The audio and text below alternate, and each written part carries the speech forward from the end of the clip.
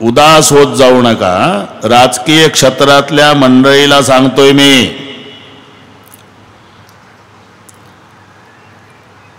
नारळ फोडताना एखादं नारळ त्याला 3 दणके लागतात, एखाद्याला 4 लागतात, हे का नाही. एक पहिल्याच दणक्यात फुटतं, नारळ आहे ते. लक्षात आलं ना तुमच्या. पहिला दणका, उदास व्हायचं नाही. दुसरा द्यायचा, नाही व्हायचं उदास. तिसरा द्यायचा, नाही व्हायचं. चौथा, आणि चौथ्या दणक्यात नारळ फुटलं. चौथ्या दणक्यात फुटलं म्हणजे 3 वाया गेले का. पहिल्यानं थोडं क्रॅक केलं बरं, दुसऱ्यानं थोडंसं जास्तच केलं, तिसऱ्या दणक्यात अजून क्रॅक झालं, चौथ्यानं तर 2च तुकडे केले. म्हणून हे उत्तर काही काही माणसं म्हणतात. तुम्ही म्हणता सर्व प्रश्नाची उत्तरं, हो, मग राजकीय क्षेत्रातल्या प्रश्नाचं त्याचंही उत्तर आहे इथं. एकच मिनिट घेतो. 15 दिवसापासून नाचत असतात लोक, अध्यक्ष आमचा होणार, अध्यक्ष आमचा होणार, अध्यक्ष आमचा होणार, अध्यक्ष आमचा होणार. आणि मग अध्यक्ष निवडीच्या दिवशी तयारीनं 50 गाड्या, गुलालाचं पोतं, गुच्छे, हार, बाटल्या, बिस्लरीच्या म्हणतो, भलते डोक्याने चालवायचे. ते पाणी चांगलं मिळत नाही ना, तयारीनं. आणि तिथं गेल्यावर दुसऱ्याच नाव पुढं येतं, चालले गावात पाय आपटत. काय झालं, वाटोळ झालं का. अरे दुसराच झाला अध्यक्ष. होऊ दे ना. कसं काय होऊ दे ना. 15 दिवस नाचत होतो राव आम्ही, अध्यक्ष आमचा होणार. अरे तूच नाचत होता का. 15 दिवस तर अयोध्या नाचत होती भाऊ. त्रेतायुगात राम राजा होणार, राम राजा होणार, रात्रभर नाचत होते. पण तुला माहित आहे, तुझ्यापेक्षा अवघड राजकारण रामाचं का. माणसं नाही, 2 बाया गेल्या विरोधात. बाया रात्रीच्या, मंथरा मावशीन कैकई काकू. हे तर मान्य आहे. माणसं नाही रे, 2 बाया गेल्या रामाच्या विरोधात. आणि सकाळी हाताला जंगलात तर तुझा अध्यक्ष वेळेवर बदलला तर काय. ज्या पावलानं राम सिंहासनावर बसणार होता, त्याच पावलानं वनवास. वस्त्र बदल कर राज के, गुलकल पहने वस्त्र बदल कर राज के, गुलकल पहने गुल के मिल चले माता का दरबार. राजा रंग बने देखो, राजा अनुमति मांगे माता से इन प्रणाम. अनुमति मांगे माता से इन प्रणाम. आकाश पाकर के बन चले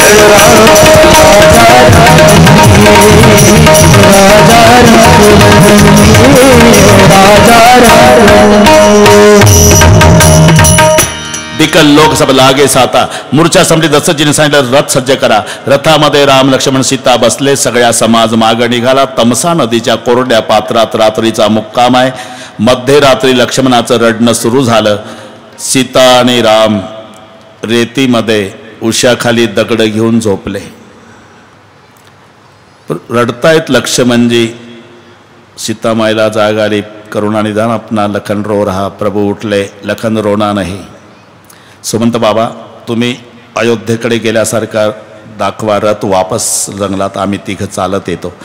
सुमंतानं रथ अयोध्येकडे गेल्यासारखा तिकडे पुढे जंगलात नेला. मग राम लक्ष्मण सीता रथात जाऊन बसता. तिकडे सूर्याचा उदय. प्रजा जागी झाली एकमेकाला. हे जागा, अरे राम अयोध्येत गेले काय रथाचा माग. अयोध्येत आले तर राम अयोध्येत नाही. आता प्रतिज्ञा केली. आपलं येणं प्रभूला अयोग्य वाटलं असावं म्हणून आपल्याला प्रभू रात्रीचे फसवून गेले. आता आपला भगवान शिजवलेलं अन्न खाणार नाही. आपणही 14 वर्षे शिजवलेलं अन्न खायचं नाही.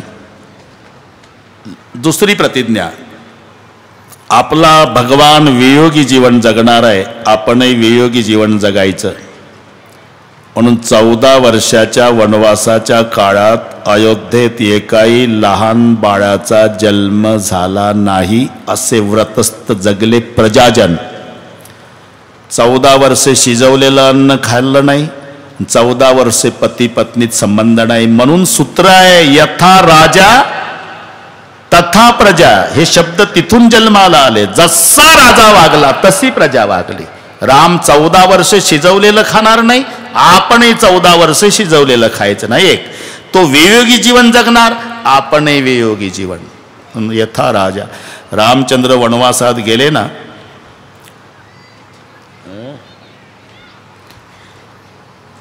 त्या दिवशी वैशाख महिन्याची षष्टी आहे, शुद्ध षष्टी.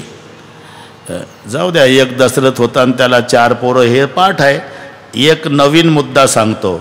वनवासात राम गेला तू वैशाख शुद्ध षष्टी. राजा दशरथ मेला वैशाख शुद्ध एकादशी. राजाचा दहन विधी झाला वैशाख शुद्ध पौर्णिमा आणि राजाची 13वी झाली ते वैशाख वद्य अष्टमी.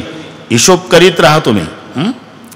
कारण वैशाख शुद्ध षष्टीला राम वनवासात गेला. 6 दिवसांनी सुमंत वापस आला आणि मग त्या दिवशी एकादशी होती. रात्री 12ला राजा दशरथ मेला. मुलं वारसदार पाहिजे अंत्यसंस्काराला. काय मोबाईल आहे का? मुलं मामाच्या घरी आहे, त्यांना आणण्यात गेले 4 दिवस. म्हणून दहन विधी पौर्णिमेला झाला आणि 13वीचा कार्यक्रम वद्य अष्टमीला झाला. हिशोब केला का नाही तुम्ही? राजा मेला एकादशीला, तिथून हिशोब लावा. एकादशी, द्वादशी, त्रयोदशी, चतुर्दशी आणि पौर्णिमा झाले 5 दिवस. मृत्यू काळ एकादशीचा आणि तिथून अष्टमी 8 दिवस. 8 आणि 5 13वी आली, अष्टमीला घरी गेला. आता मी का सांगतो हे? वैशाख शुद्ध षष्टीला राम वनवासात निघतोय. 3 दिवस झाले, आता महिना वैशाखचा आहे.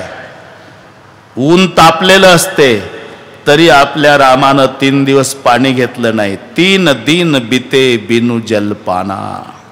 बिना पाण्याचा होता 3 दिवस वैशाख महिन्यात. 4थ्या दिवशी शृंगवेरपूरला पोहोचल्यावर तो शृंगवेरपूरचा राजा गुहक त्यानं विनंती केली, कुछ खाना पडेगा. तो भगवान फल कछु खाई. त्यानं आग्रह केला. आता यातला 1च मिनिट घेतो. बस आता आलं उरकत. आता काय 25 मिनिट. त्यानं आग्रह केला, काही खावंच लागेल मालक. अरे 3 दिवस पाणी घेतलं नाही भाऊ. नाही पण आज खावं लागेल. का? भिल्ल जमातीचा कलंक मिटवायसाठी. आता हे मर्म पहा. कलंक म्हणजे अहो काहीच खाल्लं नाही तर इतिहास चंद्रसूर्य असेपर्यंत लिहिल्या जाईल की भिल्लांच्या गावात जगाचा बाप उपवाशी झोपला होता. तर जगातल्या भिल्लांना कलंक लागेल ना. आणि तुम्ही काही खाऊन झोपला तर आमचा गौरव वाढेल.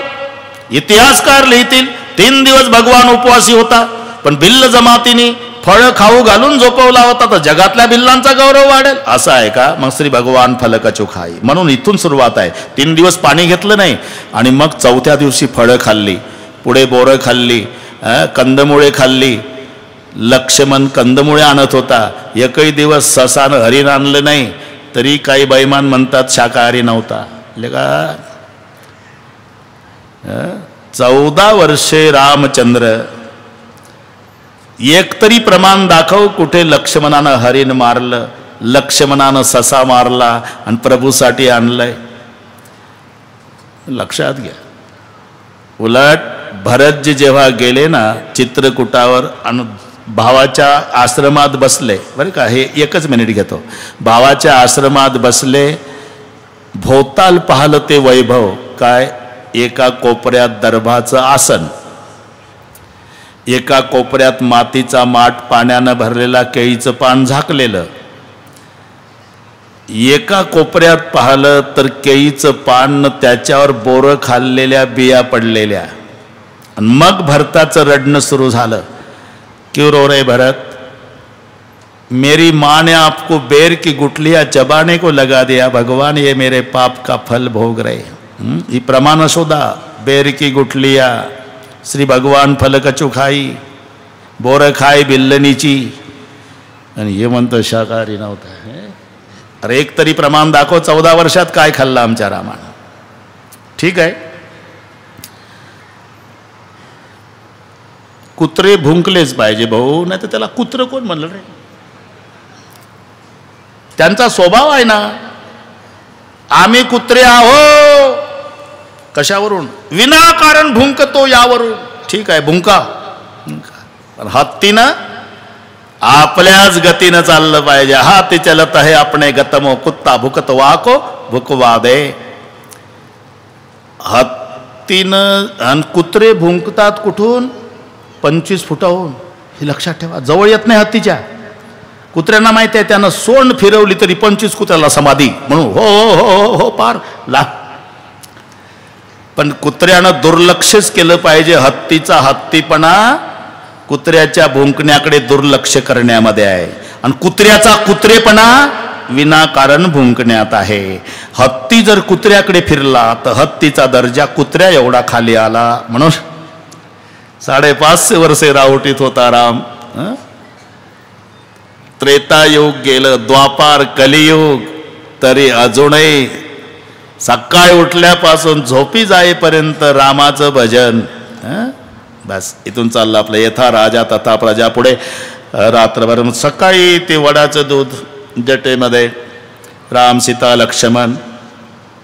सुमंतजी म्हणाले तिघापैकी एखाद्याला वापस आणा. म्हणाले मालक अब तो बड़ी जानते कली रघुकुल की गरिमा प्राण जाय पर वचन जाय नाही आ सकते. काय संदेश सांगू मालकाला? माझ्या पित्याच्या नमस्कार सांगा, तब्येतीची काळजी घ्या म्हणावं. बरं का खोतकरजी? लक्ष्मणाला विचारलं. थोडा गरम आहे. लक्ष्मणाला विचारलं सुमंतांजी तुमचा काय संदेश? काय संदेश?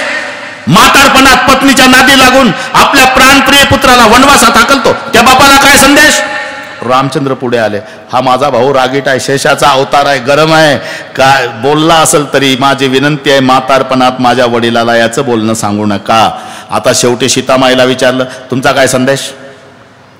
माझ्या दशरथ पित्याच्या चरणी नमस्कार सांगा आणि म्हणावं आपल्या पत्नीला दिलेलं वचन पूर्ण करण्यासाठी आपल्या प्राणप्रिय पुत्राला वनवासात पाठवणारा असा एक वचनी राजा या सीतेला जन्मोजन्मी सासरा मिळावा एवढीच तुमच्या सुनाची अपेक्षा आहे.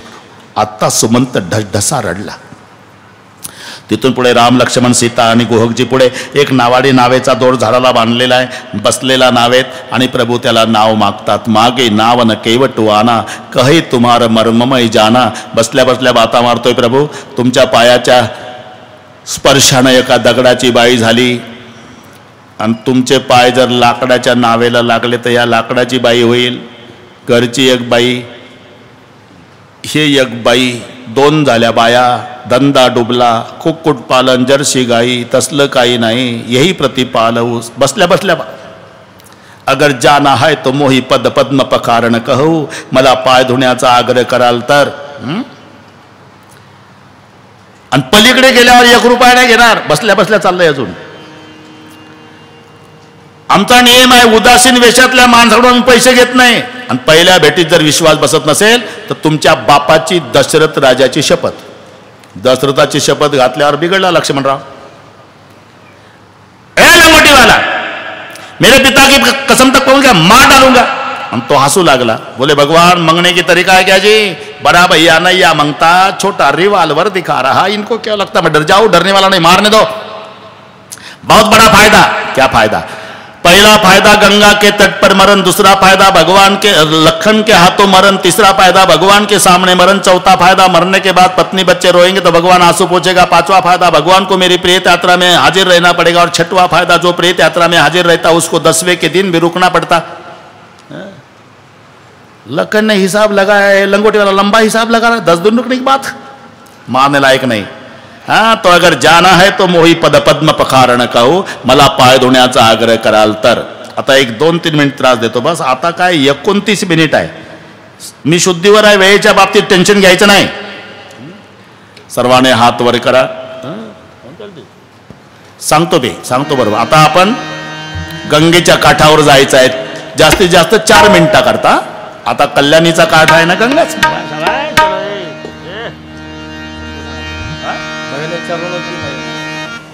सरळ हातवर माग माग म्हणायचं आहे.